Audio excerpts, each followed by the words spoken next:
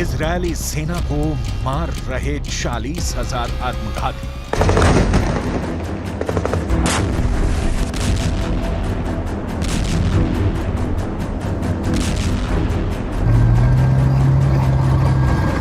रूस यूक्रेन जंग से कई गुना क्रूर और खौफनाक जंग इस वक्त गाजा पट्टी में चल रही है।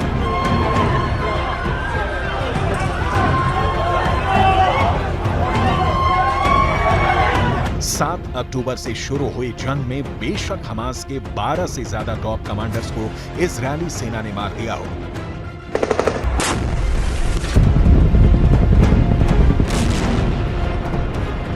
लेकिन हमास ने भी इजरायली सेना के 30 के करीब सैनिक और कुछ कमांडर्स को मार गिराने का दावा किया है।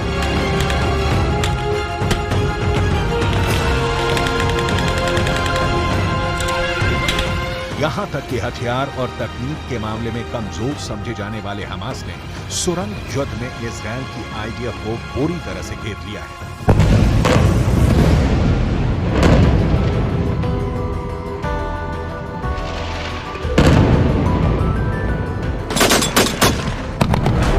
जंग में हमास के 3,000 के करीब लड़ाके मारे जा चुके हैं।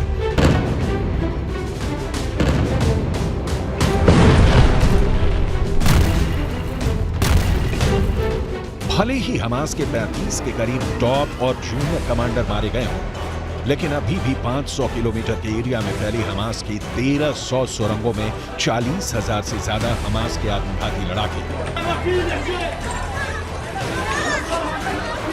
इजरायली सेना पर बहुत बड़े हमले करने के लिए तैयार बैठे हैं। हमास के कई वीडियो में दिखाया गया है कि सुरंगों के जाल से निकलकर हमास के लड़ाकों ने इजरायली सेना, टैंक और भारी तोपखाने पर रॉकेट से घातक हमले किए हैं।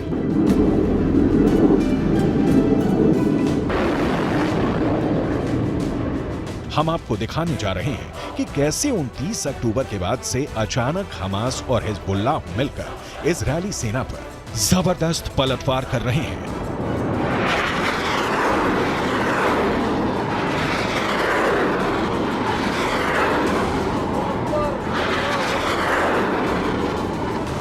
हम आपको दिखाने जा रहे हैं कि कैसे इजरायल दावा कर रहा है कि गाजा की जंग अब हमास और हिजबुल्लाह कभी नहीं जीत पाएंगे।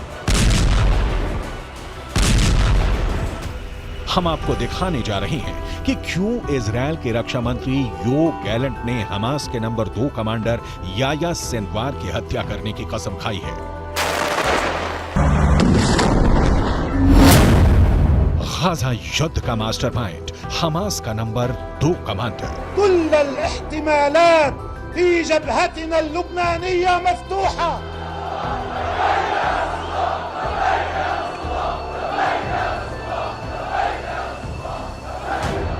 ये बिल्कुल साफ हो चुका है, हमास और हिजबुल्लाह निश्चित तौर पर एक बार फिर से 7 अक्टूबर जैसा हमला इजरायल पर करने की जबरदस्त तैयारी कर रहे हैं।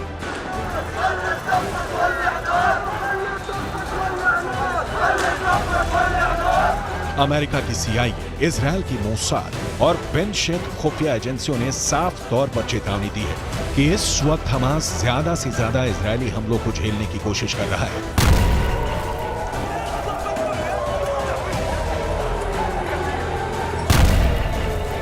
असल में हमास आने वाले दिनों में हिजबुल्लाह के साथ मिलकर इजरायल पर बड़े हमले की तैयारी कर चुका है।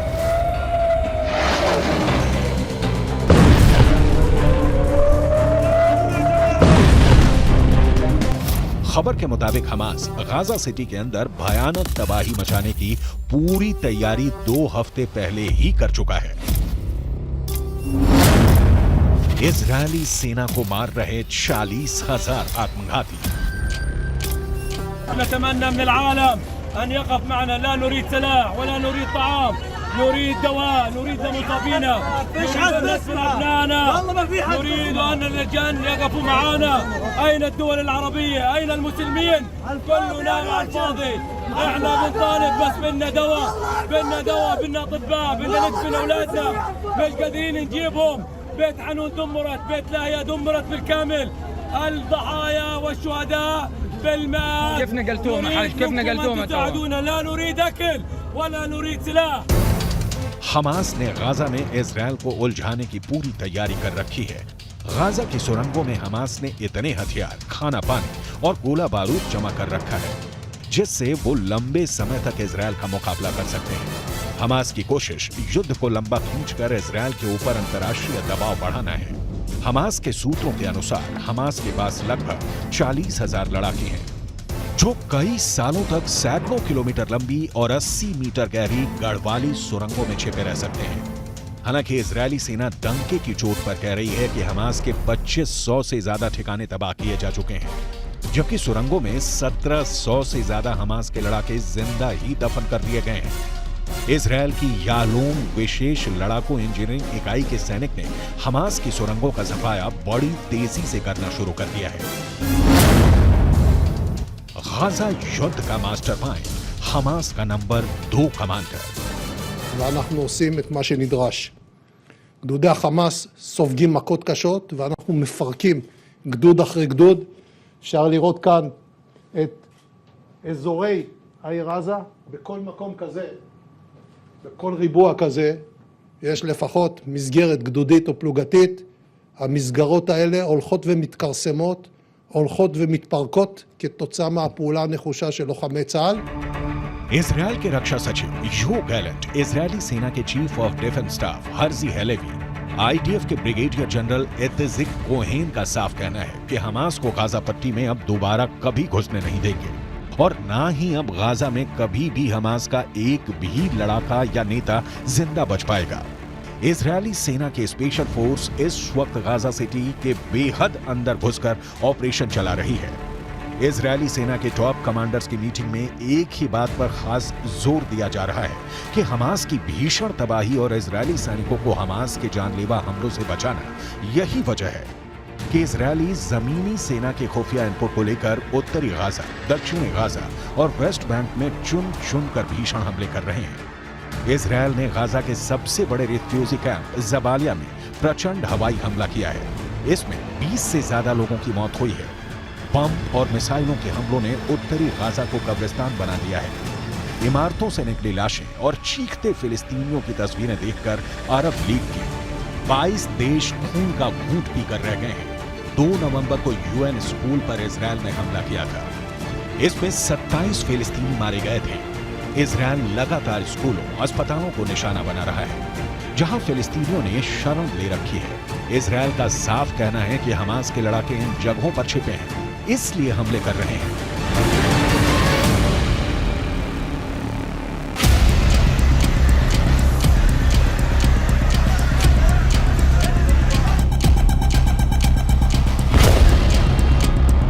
इधर इजरायल ने गाजा पट्टी में भीषण हमले किए हैं, जिसमें से एक हमला अल शिफा अस्पताल पर हुआ है।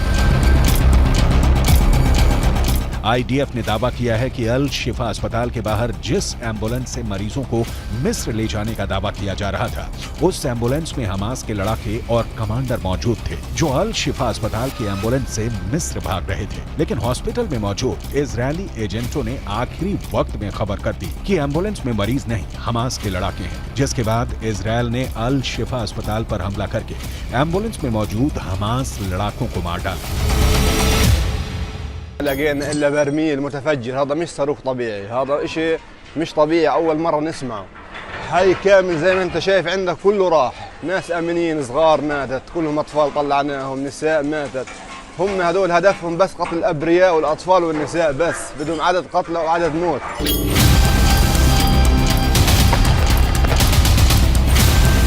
इजरायली वायुसेना बेहद घातक बम और मिसाइलों से हमला कर रही है, जिसकी वजह से हमास के लड़ाकों और आम फिलिस्तीनियों की लाशें भाप बनकर गायब हो चुकी हैं। इसीलिए 3000 से ज्यादा फिलिस्तीनियों का पता नहीं चल रहा है। इजरायली वायुसेना ने जबालिया कैंप पर दागे 907 किलो के बमों से हमला किया है, जिसने जबालिया कैंप के चीथड़े उड़ा दिए हैं। अमेरिकन मीडिया के मुताबिक इजरायल ने 31 अक्टूबर को गाजा के सबसे बड़े रिफ्यूजी कैंप जबालिया पर 907 किलो के बम दागे थे, जिसकी वजह से गाजा की जमीन पर 40 फीट चौड़े 2 गड्ढे हो गए थे।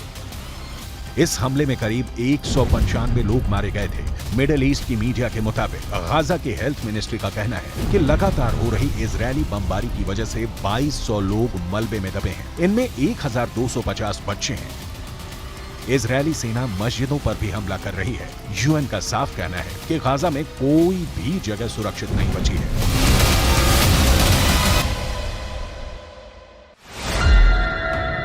इधर इजरायल के रक्षा मंत्री योव गैलेंट ने हमास के सबसे टॉप नेताओं और कमांडर्स को जान से मारने का ऑर्डर दे दिया है। इजरायली रक्षा मंत्री ने हमास के नंबर 2 नेता याह्या सिनवार की हत्या करने की कसम खाई है। उन्होंने कहा कि इजरायली सेना हमास के इस टॉप आतंकवादी याह्या सिनवार को हर कीमत पर ढूंढ निकालेगी और जान से मार देगी।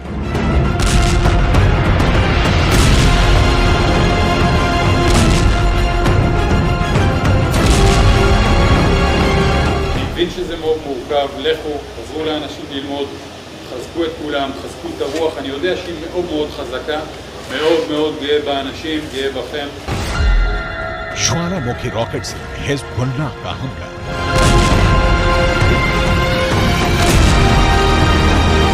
इजरायली सेना के दावों के मुताबिक युद्ध के अंत में गाजा में हमास नहीं रहेगा। गाजा पट्टी से इजरायल के लिए कोई सुरक्षा खतरा नहीं होगा और इजरायल को धमकी देने वालों के खिलाफ किसी भी तरह की सुरक्षा कार्रवाई को करने की पूर्ण स्वतंत्रता होगी। आईडीएफ ने इस हफ्ते के अंत में बताया था कि शिन बेत के साथ चलाए गए ऑपरेशन में हमास के सबरा तेल अल हवा बटालियन के कमांडर मुस्तफा दलुल को मार गिराया गया है। युद्ध की शुरुआत के बाद से दलुल ने गाजा पट्टी में आईडीएफ सैनिकों के खिलाफ लड़ाई में एक केंद्रीय भूमिका निभाई थी।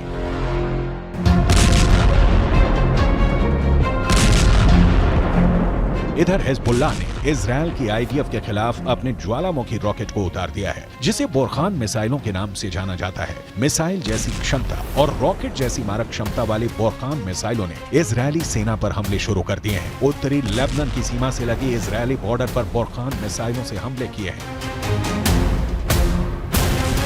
हिजबुल्लाह के दावों के मुताबिक इजरायल ने लेबनान की सीमा पर हवाई हमले शुरू किए थे, जिसके जवाब में हिजबुल्लाह ने ज्वालामुखी रॉकेट यानी बोरखान मिसाइल से हमला किया है। जोरदार धमाके साफ देखे जा सकते हैं।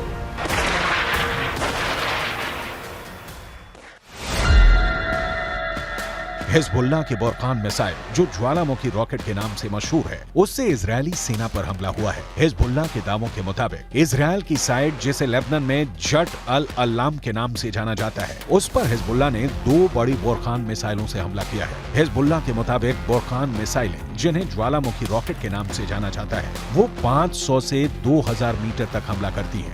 बोरखान मिसाइलों का वजन सैकड़ों किलोग्राम होता है।